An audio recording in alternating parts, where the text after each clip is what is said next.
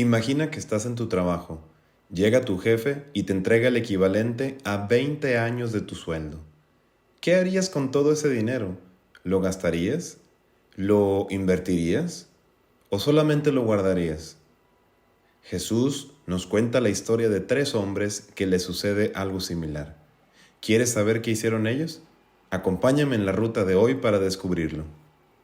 Bienvenido a Rutas Bíblicas, el podcast donde cada semana navegaremos por las rutas antiguas y contemporáneas de la fe, ofreciendo una perspectiva profunda sobre las Escrituras.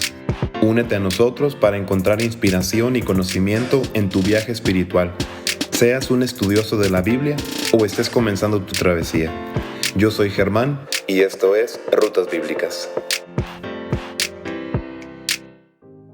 En el episodio número 7 de Rutas Bíblicas, dedicado a una visión general del Evangelio de Mateo, comentábamos que estaba dividido en 5 sermones.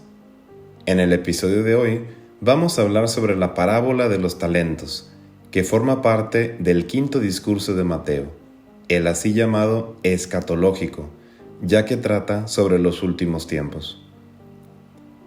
Para comenzar nuestro estudio, vamos a escuchar este texto. Te sugiero que nos acompañes con tu Biblia, un cuaderno, una pluma o lápiz. Vamos a leer Mateo 25, 14 al 30. Puedes escuchar el texto que yo leo aquí, pausar el episodio y volver a leerlo en tu Biblia, escribir las palabras que te llamaron la atención y una vez que te sientas listo, continuar escuchando.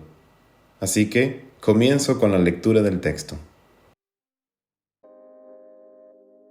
Parábola de los talentos. Es también como un hombre que, al ausentarse, llamó a sus siervos y les encomendó su hacienda. A uno dio 5 talentos, a otro 2 y a otro 1, a cada cual según su capacidad, y se ausentó. Enseguida el que había recibido 5 talentos se puso a negociar con ellos y ganó otros 5. Igualmente, el que había recibido 2 ganó otros 2. En cambio, el que había recibido 1 se fue, cavó un hoyo en tierra y escondió el dinero de su señor. Al cabo de mucho tiempo, vuelve el señor de aquellos siervos y les pide cuentas. Acercándose el que había recibido 5 talentos, presentó otros 5, diciendo: Señor, 5 talentos me entregaste. Aquí tienes otros 5 que he ganado.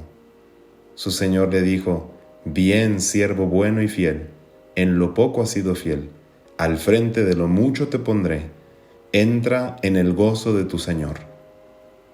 Acercándose también el de los 2 talentos, dijo: Señor, 2 talentos me entregaste, aquí tienes otros 2 que he ganado.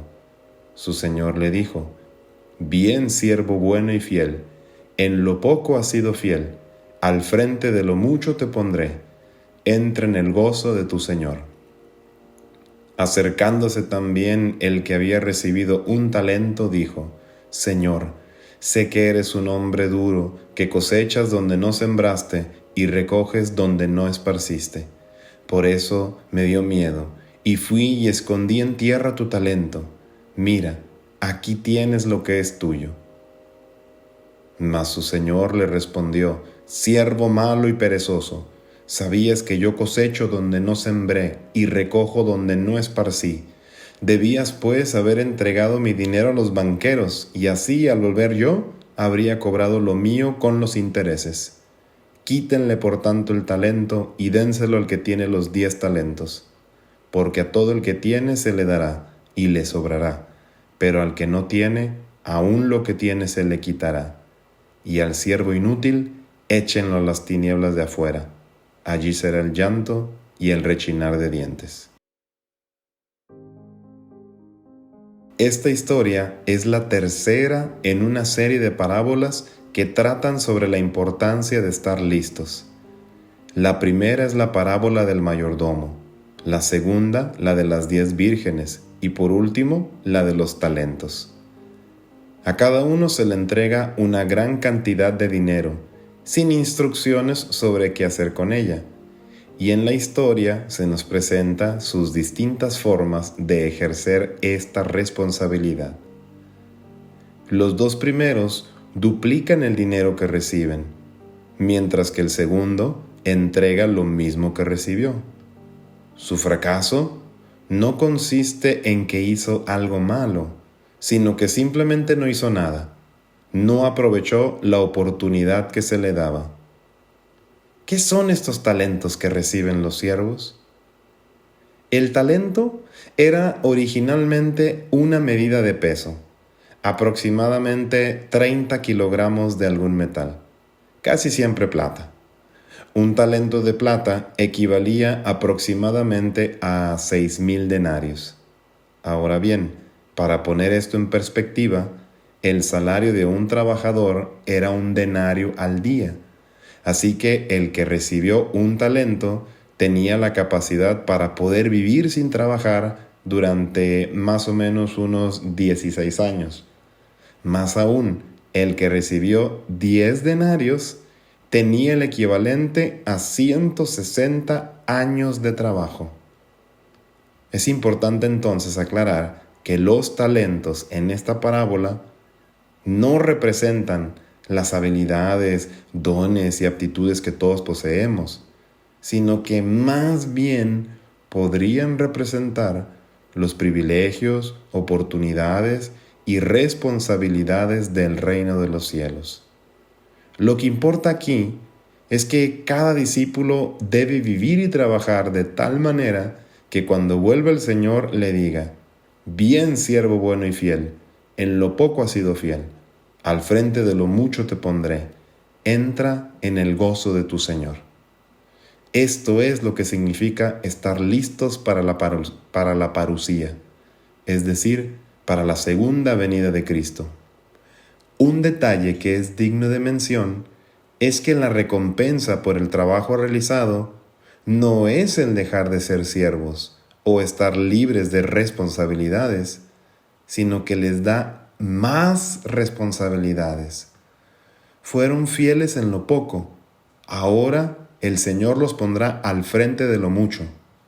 Podemos resumir esto diciendo: no existe la jubilación para el discípulo. Nunca dejamos de ser discípulos. Sabemos que para que los dos primeros siervos multiplicaran el dinero recibido, debían invertirlo, y esto con el riesgo de perderlo. Sin embargo, se atreven y logran duplicarlo. La vida de un discípulo es tomar riesgos. En cambio, el último siervo no se atrevió a tomar este riesgo y su situación no cambió.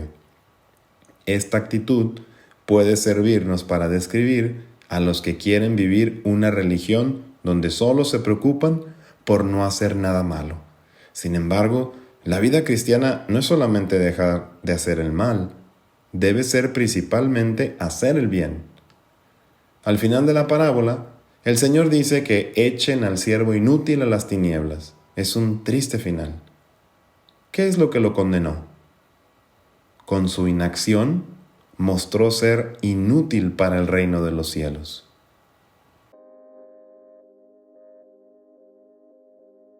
Me parece que esta parábola tiene dos funciones principales. En primer lugar, hacer crecer la esperanza y por otro lado, hacernos un llamado de atención. Hace crecer la esperanza porque nos explica que la recompensa que recibiremos es mucho más grande que los trabajos, ganancias o responsabilidades que se nos brinden. El Señor les dice a los siervos: entra en el gozo de tu Señor. A este gozo hay que aspirar, porque ahí en ese gozo está nuestra propia felicidad. Pero también nos hace un llamado de atención para despertarnos y considerar si nuestra forma de vivir no es como la de este siervo inútil, que tuvo miedo y escondió el talento. Me parece que ni tú ni yo hemos venido a esta vida a tener miedo, y mucho menos miedo de Dios. Pero a veces así vivimos, paralizados por el miedo a equivocarnos, el miedo a perder, el miedo a no tomar riesgos. Ha llegado la parte práctica de este podcast, y para esto te voy a regalar 3 preguntas para que las reflexiones y escribas en tu cuaderno lo que va surgiendo en tu interior. Primera pregunta: ¿cuáles son los talentos que el Señor ha puesto en mis manos y que me invita a hacerlos crecer, aun cuando eso implique tomar riesgos? Pregunta número 2: ¿cómo puedo comenzar a tener una vida que se esfuerza hoy con más esperanza en el futuro? Pregunta número 3: ¿cómo puedo tener una relación con Dios que se base más en la confianza y menos en el miedo? Hemos llegado al final de este podcast, pero no quiero despedirme sin comentarles que al final el curso que les comenté que iba a tomar en Tierra Santa se canceló. Una vez más los invito a que sigamos orando a nuestro Señor y a María nuestra Madre por la paz en todo el mundo. Así que ya estaré durante este mes de septiembre aquí en Roma, en el Colegio Mexicano, estudiando y preparando con mucho gusto estos episodios de Rutas Bíblicas. Si te ha gustado este episodio, no olvides calificar este podcast, suscribirte y sobre todo compartirlo. Gracias por escuchar Rutas Bíblicas. Yo soy su hermano y amigo, el Padre Germán. Hasta la próxima.